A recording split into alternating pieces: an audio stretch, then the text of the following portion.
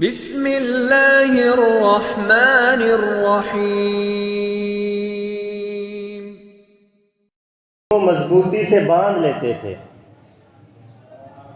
اور خود بھی راتوں کو جاگتے تھے اور اپنے گھر والوں کو بھی جگایا کرتے تھے۔ اس حدیث کا مطلب یہی ہے کہ آپ علیہ السلام جب رمضان کا آخری عشرہ شروع ہوتا تو اپنی بیویوں سے ملاقات طرح کر دیا کرتے تھے اور عبادات کے اندر مشغول ہو جایا کرتے تھے، اور رمضان کے آخری عشرے کی اخیر راتوں کے اندر خود بھی جاگا کرتے تھے اور گھر والوں کو بھی جگایا کرتے تھے، عبادات کے اندر مشغول ہو جایا کرتے تھے۔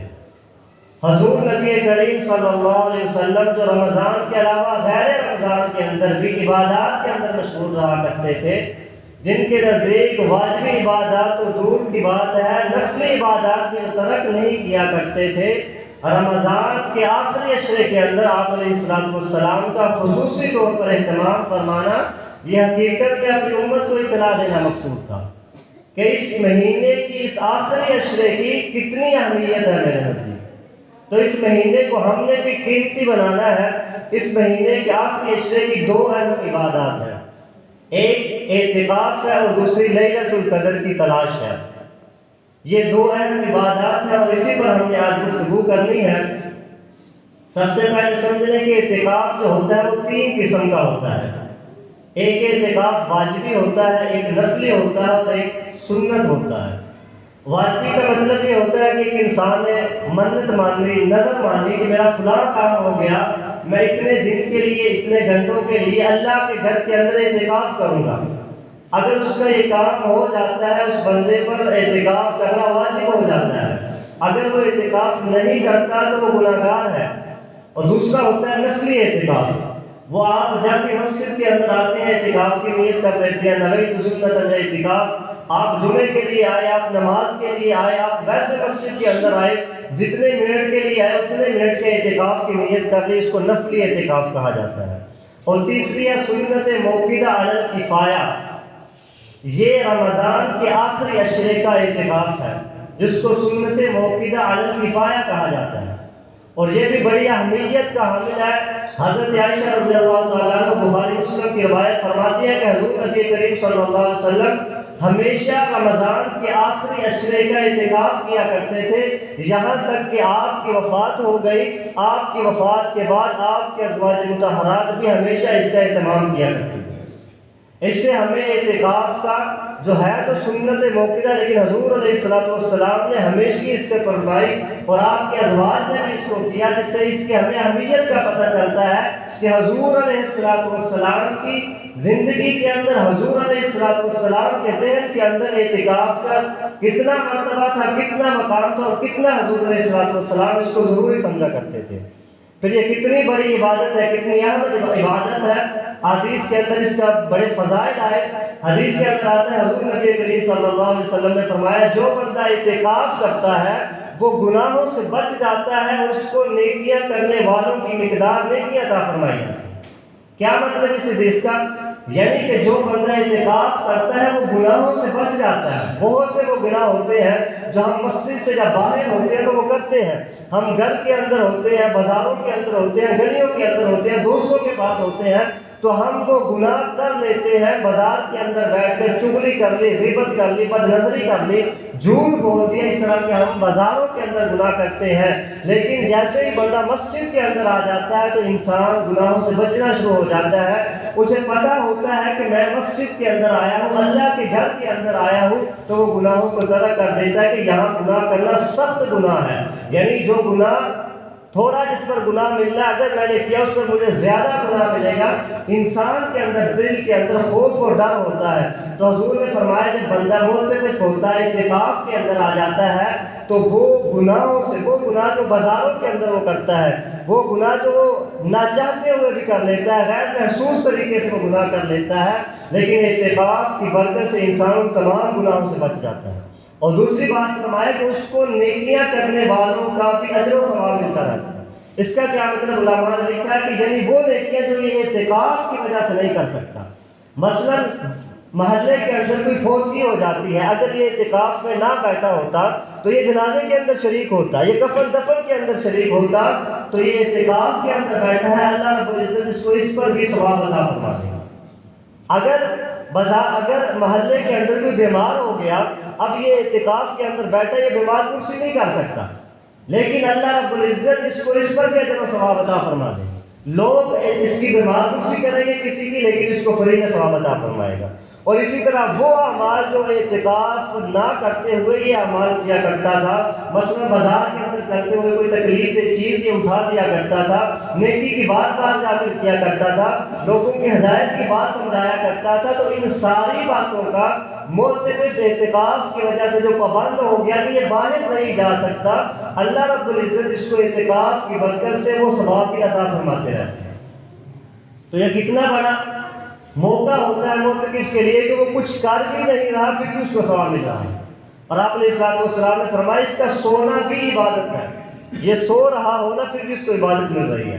اور ایک حدیث کے اندر بلکہ آتا ہے کہ نوم صائم عبادہ، کہ روزے دار کا سونا بھی عبادت ہے۔ اگر بندہ روزے کی حالت میں بھی ہو، اعتکاف کے اندر بھی ہو، پھر تو نور اعلیٰ نور ہو گیا، یعنی روزے کی حالت میں ہی اس کو ثواب مل رہا ہے، اگر اعتکاف کے اندر بیٹھا پھر تو اور اللہ اس کو ثواب عطا فرماتے ہیں۔ تو اتنا بڑا یہ عمل ہے۔ مسجدوں کے اندر بندہ جب اعتکاف کے اندر رہتا ہے، اس کی ایمان کی اصلاح ہوتی ہے، اس کا ایمان مضبوط ہوتا ہے، اس کا ایمان بڑھنا شروع ہو جاتا ہے۔ حضرت حنظلہ رضی اللہ تعالیٰ عنہ ایک دفعہ حضور نبی کریم صلی اللہ علیہ وسلم کے پاس آئے، کہنے لگے یا رسول اللہ حنظلہ تو منافق ہو گیا۔ آپ نے فرمایا کیا بات ہے؟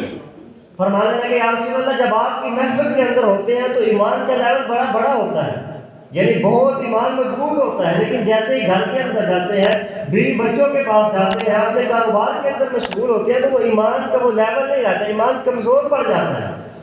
تو آپ علیہ السلام نے فرمایا اگر وہی حالت جو تمہاری میرے پاس ہوتی ہے ہر وقت ہونے شروع ہو جائے تو تمہیں فرشتے اتر کر سلام کرنا شروع کر۔ تو بندہ جب اعتکاف کے اندر ہوتا ہے تو وہ تو 24 گھنٹے مسجد کے اندر رہے گا، وہ اللہ کے دربار کے اندر رہے گا، تو آپ اندازہ کیجیے اس کے ایمان کا لیول کیا ہوگا، اس کا ایمان تو اور مضبوط ہوگا۔ پھر اتنی بڑی عبادت حضور علیہ السلام نے فرمایا جو بندہ اعتکاف کر لیتا ہے رمضان کے آخر عشرے کا، اللہ رب العزت اس کو 2 مقبول حج اور 2 عمروں کا ثواب عطا فرماتے ہیں۔ آپ اندازہ کیجئے جو لوگ جاتے ہیں 10 لاکھ، آج کل تو 11 لاکھ کا تقریباً حج ہو چکا ہے، 2-2.5 لاکھ لگا کر عمرہ کرنے جاتے ہیں، انہیں نہیں پتا ہمارا قبول ہوا ہے کہ نہیں۔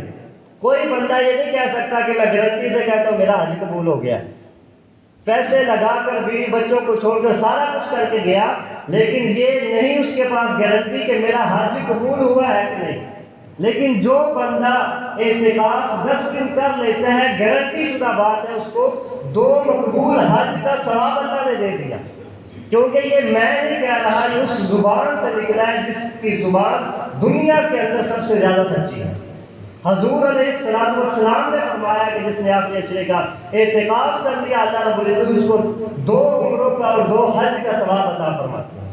پھر حضرت عبداللہ ابن عباس رضی حضور نبی کریم صلی اللہ علیہ وسلم نے فرمایا جو بندہ 1 دن کا اعتکاف کر لیتا ہے، صرف 1 دن کا اعتکاف، آپ علیہ السلام نے فرمایا اللہ رب العزت اس بندے کو جہنم سے 3 خندقیں دور فرما دیتے ہیں۔ اور پھر آپ علیہ السلام نے وضاحت کی فرمائی خندق کیا ہے۔ آپ علیہ السلام نے فرمایا 1 خندق اور جہنم کا فاصلہ جو ہے وہ اتنا ہے جتنا زمین سے لے کر آسمان تک کا فاصلہ ہے۔ آپ اندازہ لگائیں جو بندہ 10 دن کا اعتکاف کرے تو 10 3 30 خندقیں وہ بندہ جہنم سے دور ہو جاتا ہے۔ اور مطلب اس حدیث کا یہ نہیں ہے کہ وہ اتنا دور ہو جاتا ہے، مطلب یہ ہے کہ جب جیسے اتنا سفر کرنا ایک انسان کے لیے مشکل ہے، اتنا لمبا سفر کر نہیں سکتا کہ وہ پہنچ سکے اتنی لمبی جگہ پر، ایسے ہی جو بندہ اعتکاف کر لیتا ہے وہ جہنم سے اتنا دور اللہ اس کو کر دیتے ہیں تو اس کا جہنم میں پہنچ کر کے ممکن و مشکل ہو جاتا ہے۔ تو اتنی بڑی عبادت ہے، ہم کوشش کریں کہ اس عبادت کے اندر شریک ہو جائیں۔ خوش قسمت ہے وہ لوگ جو اعتکاف کی نیت کرتے ہیں اعتکاف کے اندر شریک ہو جائیں۔ اور پھر سب سے بڑی بات یہ ہے کہ ہم اللہ رب العزت کے مہمان بنیں۔ جو بندہ اعتکاف کے اندر بیٹھتا ہے وہ گویا اللہ رب العزت کا مہمان ہے اور اللہ اس کا میزبان ہے۔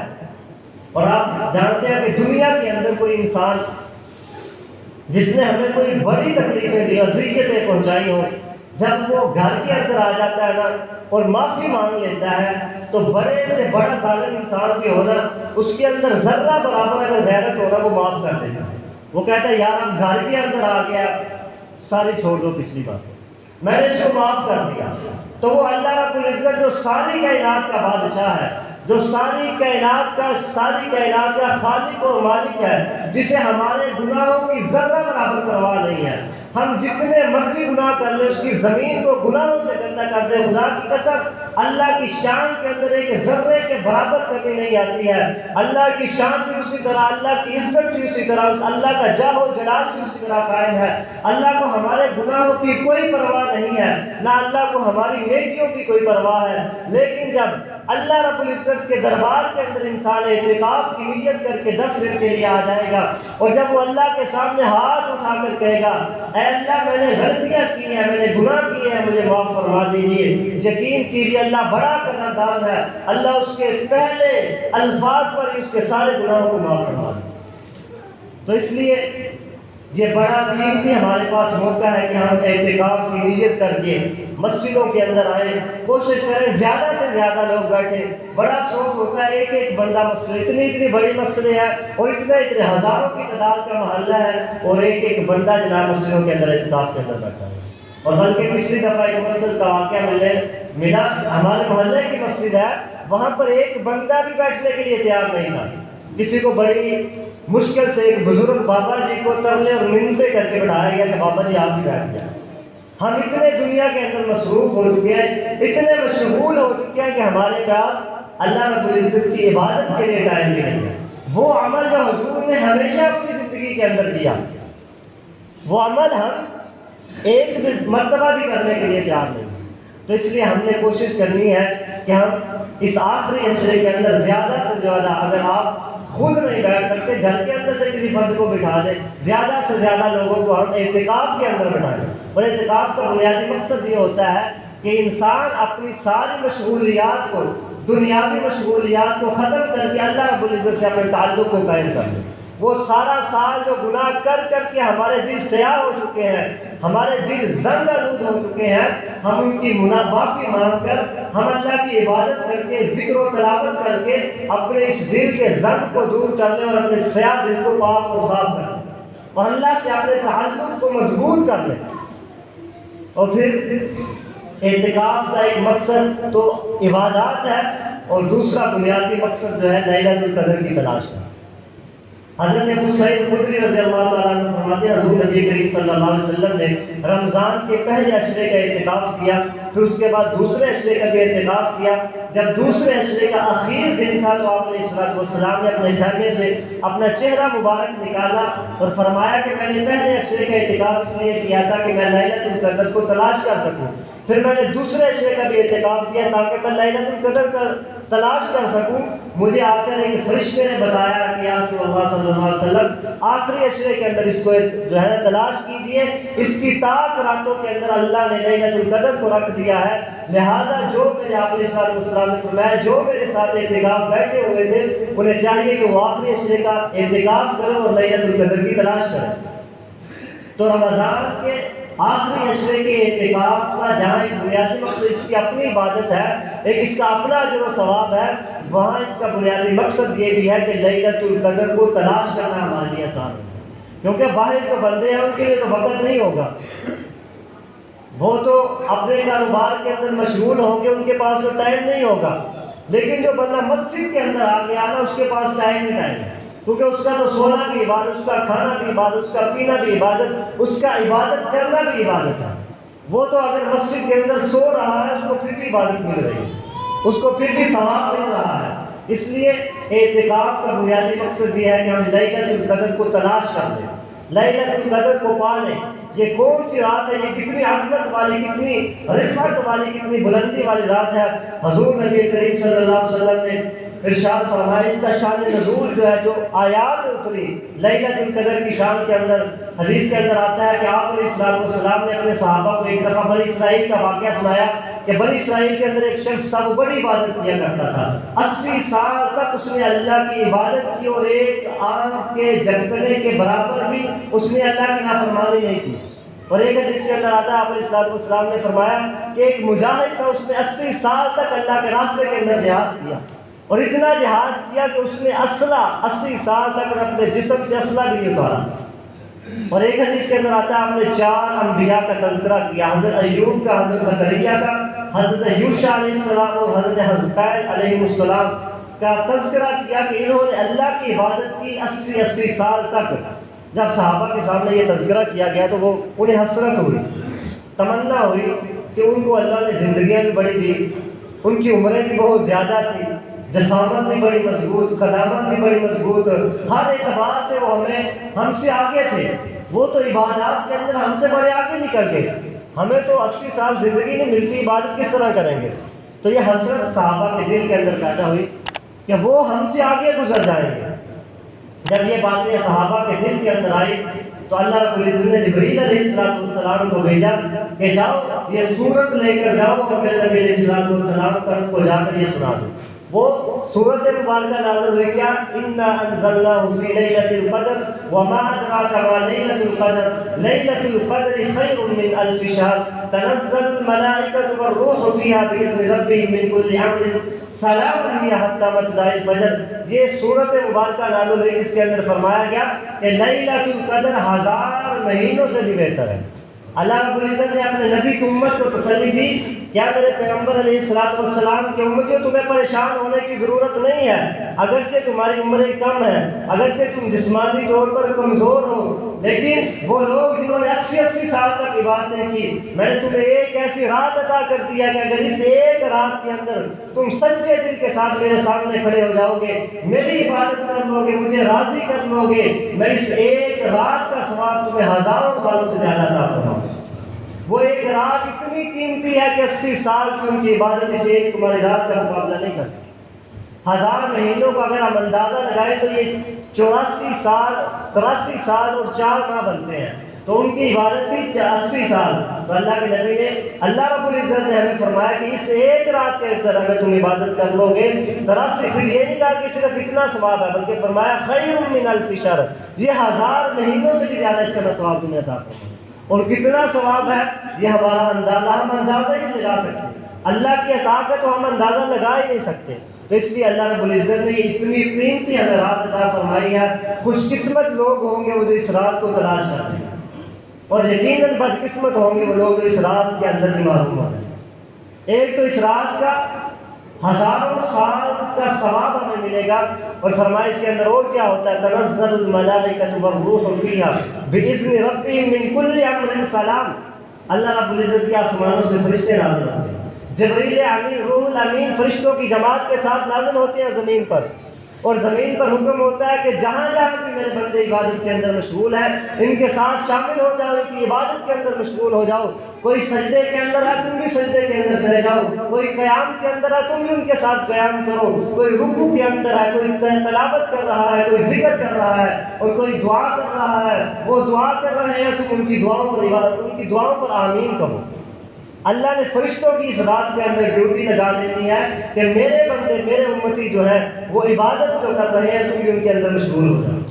اور علماء نے لکھا کہ فرشتوں کو نازل کرنے کی وجہ کیا ہے؟ فرماتے ہیں کہ اللہ رب العزت نے حضرت آدم علیہ السلام کو اسی رات کے اندر پیدا کیا، یعنی لیلۃ القدر کے اندر اللہ رب العزت نے آدم علیہ السلام کو پیدا کیا تھا۔ اور جب آدم علیہ السلام کو اللہ نے پیدا کیا تھا اس وقت فرشتوں نے اعتراض کیا تھا، أتجعل فيها من يفسد فيها ويسفك الدماء ونحن نسبح بحمدك ونقدس لك۔ اے اللہ اس انسان کو تو پیدا کر رہا ہے، یہ تو زمین میں فساد پھیلائے گا، کچھ تو خون کرے گا، لڑائی جھگڑے کرے گا، تیری عبادت نہیں کرے گا، تیری نافرمانی کرے گا۔ وَنَحْنُ نُسَبِّحُ بِحَمْدِكَ وَنُقَدِّسُ لَكَ، اللہ تیری عبادت کے لیے ہم کافی ہیں نا۔ فرشتوں نے گویا انسان کی پیدائش پر اعتراض کیا تھا اور کہا تھا کہ یہ زمین پر جا کر فساد کریں گے۔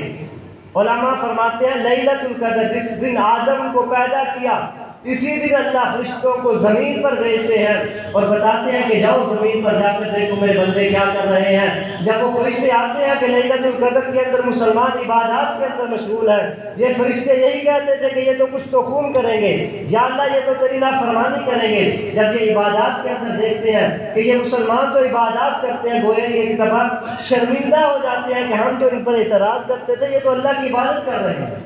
تو اللہ رب العزت فرشتوں کو یہ بتانا چاہتے ہیں کہ جس انسان پر تم نے اعتراض کیا تھا وہ تو میرے بڑے برگزیدہ بندے ہیں، وہ تو میری عبادت کر رہے ہیں۔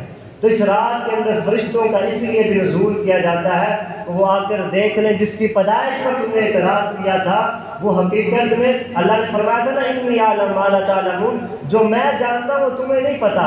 تو یہ بشریت کا مرتبہ اور مقام فرشتوں سے زیادہ کرنے کے لیے اللہ فرشتوں کو نازل کرتے ہیں لیلۃ القدر کی رات۔ اور کتنے خوش نصیب انسان ہیں جو اس رات کے اندر عبادت کر لیتے ہیں، جو اس رات کو پا لیتے ہیں۔ حضور علیہ السلام نے فرمایا جس نے اس رات کی عبادت کو پا لیا، جس نے اس رات کے اندر عبادت کر لی، اس نے ساری خیر کو حاصل کر لیا۔ اور فرمایا جس نے اس رات کو چھوڑ دیا، جو اس رات سے محروم ہو گیا، وہ گویا ساری خیر سے ہی محروم ہو گیا۔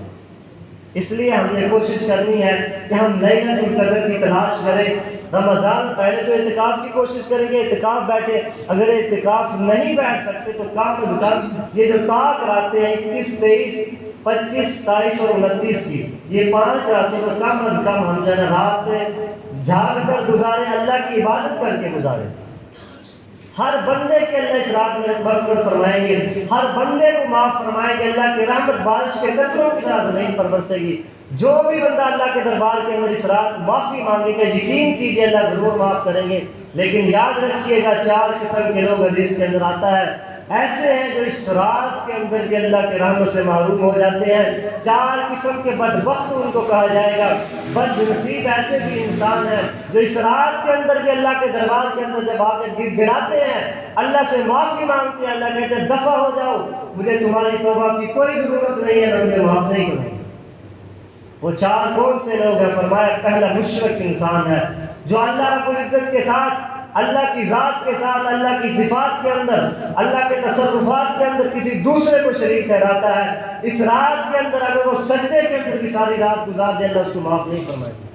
ان اللہ لا یغفر ان یشرک بہ ویغفر ما دون ذلک لمن یشاء۔ اللہ کا قرآن کے اندر اعلان ہے کہ اللہ ہر گناہ کو معاف فرما دیں گے لیکن مشرک کو نہیں معاف فرمائیں گے۔ کوئی زنا کر کے ساری زندگی چلا جائے، شراب پی کے جو بھی گناہ کرتا ہے کر کے چلا جائے اور بغیر توبہ کے مر گیا، امید کی جا سکتی ہے اللہ اس کو معاف فرما دیں گے۔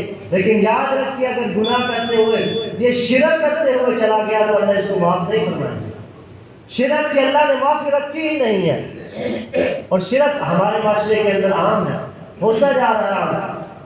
اور شرک کیا ہوتا ہے کہ اللہ کے علاوہ کسی کو حاجت روا سمجھنا، اللہ کے علاوہ کسی کو مشکل کشا سمجھنا، اللہ کے علاوہ یہ سمجھنا فلاں پیر اولاد دے سکتا ہے، فلاں شخص، فلاں ولی، فلاں قبر والا میری مشکلوں کو آسان کر سکتا ہے، یہ شرک ہے۔ یاد رکھیے تم ولیوں کی بات کرتے ہو، اللہ کے پیغمبر کو بھی یہ اللہ نے اختیار نہیں دیا کہ وہ کسی کی مشکل کشائی کر سکے، وہ کسی کی حاجت روائی کر سکے، وہ کسی کو اولاد دے سکے، وہ کسی کی مشکلوں کو آسان کر سکے، یہ اللہ نے اپنے پیغمبر کو بھی اختیار نہیں دیا۔ قرآن مجید کے اندر اللہ نے واضح طور پر فرمایا قُلْ لَا أَمْلِكُ لِنَفْسِي نَفْعًا وَلَا ضَرًّا إِلَّا مَا شَاءَ اللَّهُ۔ اے پیغمبر تو اپنی امت کو کہہ دے کہ میں خود پیغمبر لا أَمْلِكُ لِنَفْسِي نَفْعًا وَلَا ضَرًّا، اپنی ذات کے نفع اور نقصان کا بھی مالک نہیں ہوں۔ بتائیے جو پیغمبر، جو نبی ہمارے پیغمبر فرما رہے ہیں کہ میں اپنے نفع نقصان کا مالک نہیں ہوں، جب پیغمبر اپنے نفع اور نقصان کا مالک نہیں ہے، کوئی ولی اور کتب ہو سکتا ہے؟ بتائیں مجھے ہو سکتا ہے؟ بلکہ آگے فرمایا وَلَوْ كُنْتُ عَالَمُ الْغَيْبِ، اگر میں پیغمبر فرمائیے اگر میں غیب کا علم رکھتا لَسْتَكْثَرْتُ مِنَ الْخَيْرِ، میں بہت زیادہ خیر، بہت زیادہ بھلائیاں اپنے لیے اکٹھی کرتا، وَمَا مَسَّنِيَ السُّوءُ، اور مجھے تکلیف نہ پہنچتی۔ لیکن حضور کی زندگی تو ساری تکلیفوں کے اندر بھی۔ تو پتہ چلا جب پیغمبر جو کائنات کا سب سے افضل بشر ہے، جس کے بارے میں ہمارا عقیدہ ہے اہل سنت والجماعت کا کہ اگر اللہ نے حضور علیہ السلام کو پیدا نہ کرنا بنانا ہوتا اللہ کائنات کو نہ بناتے۔ وہ پیغمبر اپنی زبان سے کہہ رہے ہیں کہ میں اپنی ذات کے نفع و نقصان کا مالک نہیں ہوں۔ وہ پیغمبر کو اللہ فرما رہے ہیں انک لا تہدی من احببت ولکن اللہ یہدی من یشاء۔ میرے پیغمبر جس کو آپ ہدایت دینا چاہتے ہیں اسے ہدایت نہیں ملے گی، جسے میں رب چاہوں گا ہدایت اسے ملے گی۔ تو وہ پیغمبر جو اتنا بے بس ہے، وہ پیغمبر وہ ہماری ضروریات، وہ ہماری مشکلوں کو آسان نہیں کر سکتا۔ تو ایک پیر، وہ ایسے پیر جو 6 ماہ نہاتے کوئی نہیں ہے، جن کا یہ بھی اعتبار کوئی نہیں ہے کہ وہ پاک بھی ہیں یا نہیں، وہ ان سے ہم کہیں گے یہ ہمیں بچے دیں گے، یہ ہماری مشکلیں آسان فرمائیں گے، تو اس سے بڑا شرک اور کیا ہو سکتا ہے؟ قرآن مجید کے اندر اللہ نے فرمایا یَهْبُ لِمَن يَشَاءُ إِنَاثًا وَيَهْبُ لِمَن يَشَاءُ الذُّكُورَ أَوْ يُزَوِّجُهُمْ ذُكْرَانًا وَيَجْعَلُ مَن يَشَاءُ عَقِيمًا۔ اللہ فرماتے ہیں جسے میں چاہتا ہوں بیٹے، جسے چاہتا ہوں بیٹیاں، جسے چاہتا ہوں دونوں عطا کرتا ہوں، جسے چاہوں بانجھ کر دوں، کچھ بھی عطا نہ کروں۔ جب اللہ کہتا ہے یہ میں دیتا ہوں، پھر میں اور آپ کون ہوتے ہیں یہ کہنے والے کہ فلاں پیر جو ہے بچے دینے والا ہے؟ یہ سب سے بڑا شرک ہم کرتے ہیں، اور یہ ہمارے معاشرے کے اندر ہو رہا ہے معذرت سے۔ جب اللہ کہتا ہے وَتُعِزُّ مَن تَشَاءُ وَتُذِلُّ مَن تَشَاءُ وَتَنزِعُ الْمُلْكَ مِمَّن تَشَاءُ تُؤْتِي الْمُلْكَ مَن تَشَاءُ۔ اللہ فرماتے ہیں جسے عزت چاہوں دوں، جسے چاہوں ذلیل کر دوں، جسے چاہوں بادشاہ دوں، جسے چاہوں چھین لوں۔ ہر اختیار اللہ فرماتے ہیں میرے پاس ہے، لیکن ہم جناب لوگوں کے پاس جائیں، ہم کہیں فلانا بھی کر سکتا ہے، فلانا بھی کر سکتا ہے، تو اس سے بڑا احمق، اس سے بڑا بے وقوف کون ہو سکتا ہے؟ تو جو بندہ شرک کرتا ہے وہ ساری زندگی سجدے کے اندر بھی ادار دے، خدا کی قسم اللہ فرماتے ہیں میں اس کو بخشش نہیں فرماؤں گا، قیامت کے دن اللہ جہنم کے اندر پھینکیں گے۔ تو اس رات کے اندر بھی اگر وہ اللہ کے دربار کے اندر آ کر معافی مانگے گا، اللہ فرماتے ہیں اس کو معاف نہیں فرماؤں گا۔ اس لیے اللہ نہ کرے کوئی مشرک بیٹھا ہو، اللہ نہ کرے کوئی شرک کرنے والا ہمارے اندر بیٹھا ہو، اگر کوئی کرتا ہے تو وہ ابھی سے توبہ کرے۔ اور دوسرا فرمایا ماں کا نافرمان جو ہے اس رات کے اندر اس کی بھی اللہ نافرمانی ہے، اور اس کے اندر بخشش نہیں فرمائے، اس کی بھی اللہ مغفرت نہیں فرمائیں گے۔ قرآن مجید کو آپ اٹھائیے، آپ کو جگہ جگہ پر توحید کے ساتھ والدین کا تذکرہ ملے گا۔ اللہ نے کہیں پر ہر جگہ جہاں بھی تذکرہ فرمایا وَقَضَىٰ رَبُّكَ أَلَّا تَعْبُدُوا إِلَّا إِيَّاهُ وَبِالْوَالِدَيْنِ إِحْسَانًا۔ پہلے توحید کا تذکرہ کہ میری ساتھ شرک نہیں کرنا، ساتھ ہی فرمایا والدین کی نافرمانی نہیں کرنی۔ یا بنی لا تشرک باللہ ان الشرک لظلم عظیم ووصینا الانسان بوالدیہ احسانا۔ جگہ جگہ پر پہلے اپنی توحید کا تذکرہ کیا اور ساتھ ہی فرمایا والدین کی نافرمانی نہیں کرنی۔ اور مجھے جو سمجھ آئی ان دونوں کو اللہ نے اکٹھا کیوں کیا؟ دیکھیں انسان پر دو طرح کے حقوق ہوتے ہیں، ایک ہوتے ہیں حقوق اللہ اور دوسرے ہوتے ہیں حقوق العباد۔ حقوق اللہ میں سب سے بڑا جو اللہ کا حق ہے بندوں پر وہ یہ ہے کہ لوگ اللہ کی توحید کا اقرار کریں، اللہ کے ساتھ کسی کو شریک نہ ٹھہرائیں۔ جتنے بھی پیغمبر آئے سارے پیغمبروں کی تعلیم کا خلاصہ نکال دیجیے، آپ کو توحید کا درس ملے گا۔ ہر پیغمبر نے آ کر اپنی امت سے یہی کہا قولوا لا الہ الا اللہ تفلحون، توحید کا اقرار کرو کامیاب ہو جاؤ گے۔ تو حقوق اللہ کے اندر سب سے بڑا جو حق ہے اللہ کا بندوں پر وہ یہ ہے کہ انسان اللہ کی توحید کا اقرار کرے۔ اسی طرح حقوق العباد کے اندر اگر ہم دیکھ لیں، حقوق العباد کے اندر سب سے بڑا حق جو ہے جس ہستی کا ہمارے اوپر ہے وہ والدین کا حق ہے۔ تو اللہ فرماتے ہیں میں نے توحید کو ساتھ والدین کا تذکرہ کر کے یہ بتا دیا، جس طرح میں شرک کو نہیں معاف کرتا مشرک کو میں جہنم کے اندر پھینکوں گا، اسی طرح جو ماں کا نافرمان ہوگا، جو باپ کا نافرمان ہوگا اسے بھی میں معاف نہیں کروں گا، اسے بھی جہنم کے اندر پھینکوں گا۔ پھر ان دونوں کو اکٹھا تذکرہ کرنے کی وجہ یہ بھی ہے کہ اللہ رب العزت فرماتے ہیں کہ میں شرک کو برداشت نہیں کرتا، کیونکہ میں تمہارا رازق، میں تمہارا خالق، میں تمہارا رب، پیدا میں نے تمہیں کیا، رزق میں نے دیا، پرورش میں نے کی، حسن میں نے دیا، جوانی میں نے دی، مال و دولت میں نے دیا، ہر چیز میں نے دی۔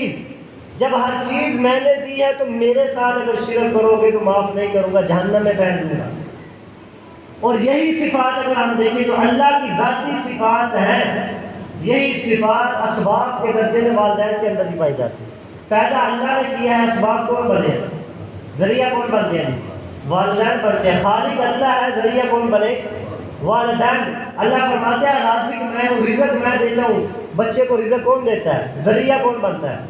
پہلے حولین کاملین، 2 سال تک ماں کے جسم سے، ماں کے سینے سے اللہ خوراک عطا فرماتے ہیں۔ باپ اپنی جوانی گار دیتا ہے بچوں کو جوان کرتے کرتے۔ اللہ فرماتے ہیں رازق میں ہوں، ذریعہ کون بن رہے ہیں؟ والدین، اللہ فرماتے ہیں رب میں ہوں، پرورش کرنے والا میں ہوں، ذریعہ کون بن رہے ہیں؟ والدین۔ تو وہ صفات جو اللہ کی ہیں وہ اسباب کے درجے کے اندر والدین کے اندر بھی پائی جاتی ہیں۔ تو اللہ فرماتے ہیں جب رب خالق رازق میں ہوں، میرے ساتھ شرک کرو گے معاف نہیں کروں گا۔ یہی صفات اسباب کے درجے میں تمہارے والدین کے اندر بھی ہے، اگر ان کی نافرمانی کرو گے تو معاف نہیں کروں گا۔ اس لیے اللہ نے توحید کے ساتھ اللہ نے والدین کا تذکرہ کیا۔ لہذا جو بندہ والدین کا نافرمان ہوتا ہے اس رات کے اندر بھی اس کی بخشش اور مغفرت نہیں ہوتی۔ میں اور آپ کیا چیز ہے، صحابی رسول بھی اگر ماں کا نافرمان ہو تو مرتے وقت اسے بھی کلمہ اس کی زبان پر جاری نہیں ہوتا۔ حضرت علقمہ رضی اللہ تعالیٰ عنہ آخری وقت ہے، کلمہ پڑھنے کی کوشش کر رہے ہیں، زبان پر کلمہ نہیں جاری ہو رہا۔ صحابہ نے حضور علیہ السلام کو اطلاع دی، حضور علیہ السلام آگے حضرت علقمہ کو تلقین کی جا رہی ہے کلمہ پڑھو، کوشش کر رہے ہیں، کلمہ زبان پر جاری نہیں ہوتا۔ آپ علیہ السلام نے فرمایا اس کے والدین میں سے کوئی زندہ ہے؟ صحابہ نے فرمایا آپ سنا اس کی ماں زندہ ہے۔ آپ نے فرمایا بلایا گیا اس کی ماں کو۔ حضرت علقمہ کی والدہ کو بلایا گیا۔ آپ نے پوچھا کہ تو اس سے ناراض ہے؟ فرمایا ہاں میں اس سے ناراض ہوں۔ کیوں ناراض ہو؟ فرمایا رسول اللہ جب یہ گفتگو کرتا تو اس کے لہجے کے اندر اتنی تلخی ہوتی تھی کہ میرا سینہ چیر دیا کرتا۔ نافرمانی نہیں کرتا تھا، صرف لہجے کے اندر سختی تھی، ماں کے ساتھ سخت لہجے کے اندر بات کیا کرتا تھا۔ وہ صحابی رسول، وہ صحابی کا وہ درجہ ہے جس کے بارے میں محفوظ عن الخطا جنہیں کہا جاتا ہے، رضی اللہ عنہ ورضوا عنہ کہا جاتا ہے، جنہیں اولئک حزب اللہ جنہیں کہا گیا، وہ صحابی رسول بھی اگر ماں کے ساتھ ترش روئی کے ساتھ گفتگو کرتا ہے اس کی زبان پر بھی آخری وقت میں کلمہ جاری نہیں ہوتا۔ اور میں اور آپ کیا ہیں جو گناہوں کے اندر ڈوبے ہوئے ہیں، جن کے پلے اعمال ہی کوئی نہیں ہے، جن کے پلے گناہوں کے علاوہ کچھ نہیں ہے، اگر ہم ماں باپ کی نافرمانی کر کے اگر سب سے کامیاب ہو جائیں گے تو یہ ہماری غلط سوچ ہے۔ اس رات کے اندر اللہ رب العزت فرماتے ہیں لیلۃ القدر کی رات کے اندر جب اللہ ہر کسی کو معاف کرنے کے لیے تیار بیٹھے ہوئے ہیں، اس رات کے اندر اگر ماں کا نافرمان اللہ کے دربار کے اندر آ جائے گا، یاد رکھیں اس کو بھی اللہ معاف نہیں کرے۔ اس لیے اللہ نہ کرے کوئی ماں کا نافرمان ہو، کوئی باپ کا نافرمان ہو، اگر کوئی ایسا ہے تو اس رات کے آنے سے پہلے اپنے ماں باپ سے معافی مانگ لے تاکہ اس رات کے اندر اللہ بھی ہمیں معاف کرے۔ اور تیسرا فرمایا جو شرابی ہے، آدھی قسم کا جو شراب کا رسیا ہے، فرمایا شرابی آدھی قسم کا جو بندہ ہوگا اس رات کے اندر اگر وہ بھی اللہ سے معافی مانگے گا اللہ اس کو بھی معاف نہیں فرمائیں گے۔ حضور نے فرمایا شراب اتنا برا عمل ہے، یہ پینے والا، پلانے والا، لانے والا، بیچنے والا، خریدنے والا، گلاس کے اندر پانے والا، ڈالنے والا، پکڑانے والا، پیسے جیب سے نکال کر کسی کو دیے کہ جاؤ اس دکان کو پکڑا دو، یہ جو پکڑ کر لے کر جا رہا ہے دکان کو، اس نے شراب پی ہے، پکڑ کر فلاں بندے کو پہنچا دو، یہ لے کر جو آ رہا ہے سب پر اللہ کی رحمت ہے۔ پی نہیں ہے، صرف پکڑ کر دی ہے اس کو، شراب نہیں دی، شراب کے پیسے دیے شراب خریدنے والے کہ جاؤ فلاں دکان کو دے دینا، اگر یہ لے کر پکڑ کر اس دکان پر پہنچا رہا ہے اس پر بھی اللہ کی رحمت ہے۔ اتنا گندا عمل ہے یہ۔ تو فرمایا اس رات کے اندر آدھی قسم کا جو شرابی ہوتا ہے اس کی بخشش نہیں ہوگی۔ اور چوتھا فرمایا جو کینہ پرور انسان ہوتا ہے، جو دل کے اندر لوگوں کا بغض اور حسد رکھتا ہے، جسے دوسروں کی کامیابیوں سے جلد محسوس ہوتی ہے، جو دوسروں کی کامیابیوں سے حسد کرتا ہے، جلتا ہے، اللہ فرماتے ہیں اس رات کے اندر جو اس کی عبادت کو میں قبول نہیں کروں گا، اس کی مغفرت کو قبول نہیں کروں گا۔ اس لیے ہمیں بھی چاہیے اللہ نہ کرے نہ ہم میں سے کوئی مشرک ہو، نہ کوئی کینہ پرور ہو، نہ کوئی ماں باپ کا نافرمان ہو، اور نہ ہی شراب کا عادی ہو۔ اگر خدا نہ خواستہ اگر ان چار گناہوں میں سے کوئی بھی بندہ ان گناہوں کے اندر ملوث ہے تو اسے چاہیے اللہ سے توبہ کر لینی چاہیے، اللہ سے معافی مانگ لینی چاہیے۔ پکی توبہ کر لے گا پھر اللہ رب العزت معاف فرما دیں گے۔ اگر توبہ پکی نہیں کرے گا تو یاد رکھیے لیلۃ القدر کے اندر جو اس کی معافی نہیں ہوگی۔ اللہ رب العزت سے دعا ہے اللہ مجھے اور آپ کو عمل کرنے کی توفیق عطا فرمائے۔ وآخر دعوانا ان الحمد للہ رب العالمین۔